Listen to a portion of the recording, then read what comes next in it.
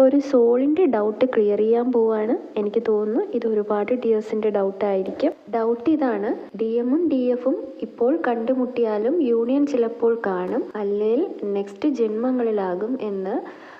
അങ്ങനെയൊക്കെയാണെങ്കിൽ പിന്നെ D M ആയിട്ട് എന്തിനാണ് നമ്മൾ കണ്ടുമുട്ടുന്നത്? അപ്പോൾ നമ്മൾ പിന്നീടുള്ള കാലം പെയിൻ ആയിരിക്കില്ലേ?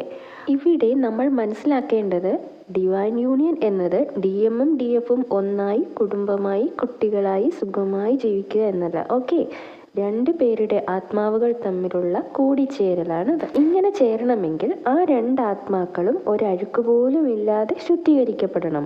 ഇങ്ങനെ ശുദ്ധീകരിക്കപ്പെടണമെങ്കിൽ രണ്ട് ആത്മാക്കളും സ്പിരിച്വലി അവേക്കൻഡ് ആകണം. അങ്ങനെ അവേക്കൻഡ് ആകുന്നത് ഒരു നീണ്ട പ്രോസസ്സ് തന്നെയാണ്. ഒരു ജന്മത്തിൽ ഒരുപാട് നേരത്തെ കണ്ടുമുട്ടിയ ഡി എമ്മിനും ഡി എഫിനും ചിലപ്പോൾ യൂണിയനിലാകാൻ കഴിയും. കാരണം നേരത്തെ പറഞ്ഞ ഒരു സ്പിരിച്വലി അവേക്കൻഡ് പ്രോസസ്സൊക്കെ നടക്കാൻ ഒരുപാട് വർഷങ്ങൾ അവർക്ക് മുന്നിൽ ഇങ്ങനെ നീണ്ടു കിടക്കല്ലേ. അവർക്കിനി കർമാസ് ക്ലിയർ ചെയ്യാൻ ഒരുപാടുണ്ടെങ്കിൽ ആ യൂണിയൻ അടുത്ത ജന്മത്തിലേക്ക് ഷിഫ്റ്റ് ആയെന്നും വരാം. ഓക്കെ, അതുപോലെ പ്രായത്തിൻ്റെ പകുതിയൊക്കെ ആയിട്ട് ഒരുപാട് വൈകി കണ്ടുമുട്ടിയവർ സ്പിരിച്വലി അവേക്കൺ പ്രോസസ്സിലൂടെ കടന്നു പോകാൻ അവർക്ക് മുന്നിൽ വർഷങ്ങൾ കുറവല്ലേ. കൂടെ തന്നെ കർമാസ് ക്ലിയർ ചെയ്യാനും ഉണ്ടാകും. ഡി എമ്മിനാണ് ഒരുപാട് കർമാസൊക്കെ ക്ലിയർ ചെയ്യാനുള്ളത്. ഡി എഫ് കർമാസ് എല്ലാം ക്ലിയർ ചെയ്ത് നേരത്തെ അവേക്കൻഡ് ആകും. അപ്പോൾ വൈകി കണ്ടുമുട്ടുന്നവരുടെ അവസ്ഥ ഒന്ന് ആലോചിച്ച് നോക്കിക്കേ. യൂണിയന് സാധ്യതയുണ്ടോ? ഇടയ്ക്ക് വെച്ച് ഡി എമ്മിൻ്റെയോ ഡി എഫിൻ്റെയോ ബോഡി മരണപ്പെട്ടാലോ യൂണിയനിലാവാൻ പുതിയ ശരീരവുമായിട്ട് അവർക്ക് വീണ്ടും ജനിച്ചല്ലേ പറ്റുള്ളൂ. ഇനി അതല്ല, ഡി എഫ് ഒന്ന് മനസ്സ് വെച്ചാൽ ഡി എമ്മിൻ്റെ കർമാസ് പെട്ടെന്ന് ക്ലിയർ ചെയ്യാൻ പറ്റും. ഇനി അതെങ്ങനെ? ഡി എഫിൻ്റെ ഇന്നർ വർക്കിൻ്റെ ആഴം കൂടുതലാണെങ്കിൽ ഡി എമ്മിൻ്റെ കർമാസ് പെട്ടെന്ന് ക്ലിയർ ആയി പോകും. അത്ര ശക്തിയുള്ളതായിരിക്കണം ആ ഇന്നർ വർക്ക്.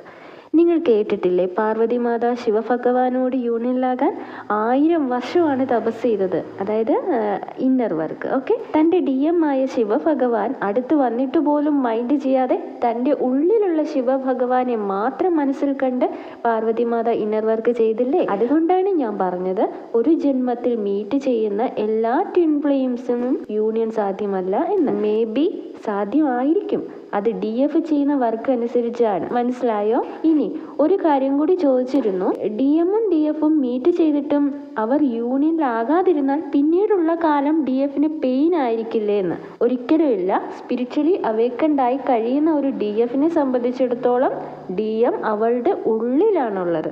സോ ഡി എഫിന് ഒരിക്കലും പെയിൻ വരില്ല. മനസ്സിലായെന്ന് വിചാരിക്കുന്നു. Thank you.